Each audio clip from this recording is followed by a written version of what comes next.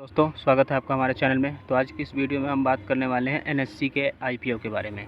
तो जो आप ही देख सकते हैं एनएससी का आईपीओ आने वाला है, अब आएगा ही, क्योंकि एक दशकों से इंतज़ार पड़ा रहा था कि एनएससी का आईपीओ कब आएगा। 10 साल के इंतज़ार के बाद एनएससी का आईपीओ आने जा रहा है।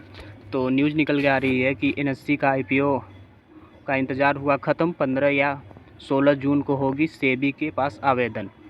तो 15 या 16 जून को जो है वो सेबी के पास आवेदन जाएगा। हाँ, जो कुछ डॉक्यूमेंटेशन होता है वो भरना पड़ेगा, फॉर्म वॉर्म। तो इसकी वजह से वो डॉक्यूमेंट जाएगा सेबी के पास, तब जाके अप्रूवल मिलेगा सेबी एनएससी को आईपीओ के लिए। उसके लिए क्या तैयारियां चल रही है, क्या नहीं चल रही है, तो आपको बता दें। अगर आपको नहीं पता कि एनएससी क्या है, तो एनएससी का फुल फॉर्म होता है नेशनल स्टॉक एक्सचेंज।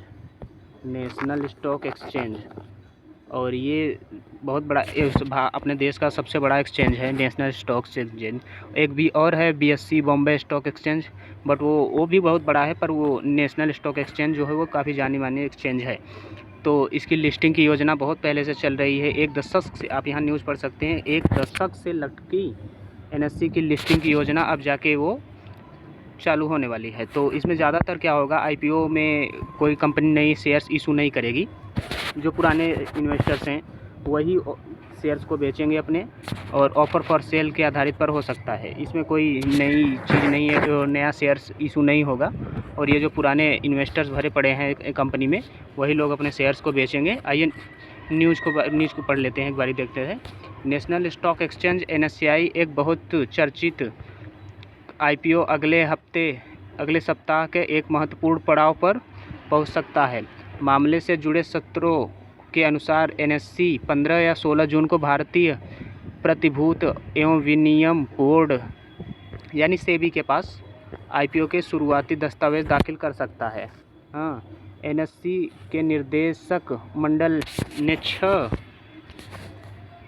6 फरवरी को प्रस्तावित आईपीओ को मंजूरी दी थी। यहाँ सेबी से प्रति प्रमाण पत्र यानी एनओसी मिलने के बाद दी गई थी।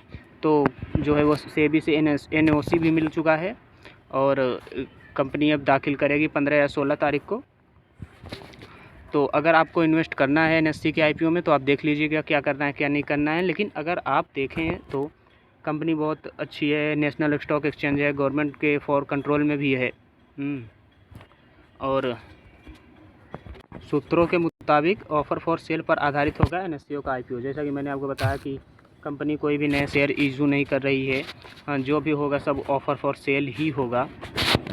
तो इससे हमें क्या, अगर आप इसमें इन्वेस्ट करना चाहते हैं तो आप कीजिए, बेशक कीजिए, बट क्या आपको थोड़ा रिसर्च नहीं कर लेना चाहिए? देखिए, रिसर्च करना ज़रूरी है, क्योंकि अगर आप ब्लाइंडली इन्वेस्ट करेंगे पहले, तो आपको आईपीओ मिलने की संभावना भी इसमें बहुत कम है। क्योंकि बहुत सारे इन्वेस्टर्स कूद पड़ेंगे एनएससी का आईपीओ सुनते ही। उनके मन में यही चल रहा है कि एनएससी का कब आईपीओ आए, मैं कब अपनी इन्वेस्टमेंट करूं उसमें। हाँ, तो एनएससी का आईपीओ होने के बाद भी अगर खुलता है, उसके बाद भी ये कोई संभावना नहीं है कि आपको आईपीओ मिलेगा भी या नहीं। तो एलआईसी का भी एक ज़रूरी है कि ये एलआईसी जो है, एलआईसी जो बीमा कंपनी है अपने देश की सबसे बड़ी, इसका भी इन्वेस्टमेंट है इस कंपनी में। तो लगभग 10%, 11% की हिस्सेदारी है इसमें। और स्टेट बैंक की सब्सिडरी एसबीआई कैपिटल मार्केट संयुक्त मार्केट का, उसका जो एसबीआई कैपिटल मार्केट है उसका 7.5% हिस्सेदारी है। तो यही सब लोग बेच के अपने शेयर्स को बाहर निकलने वाले हैं। अगर आपको इन्वेस्ट करना होगा तो आप कीजिएगा, बट मुझे तो नहीं लगता कि आपको आईपीओ मिलने की संभावना भी है। तब तक के लिए देखते रहिए, हमारे चैनल को सब्सक्राइब कीजिए। मिलते हैं किसी और वीडियो में। बाय।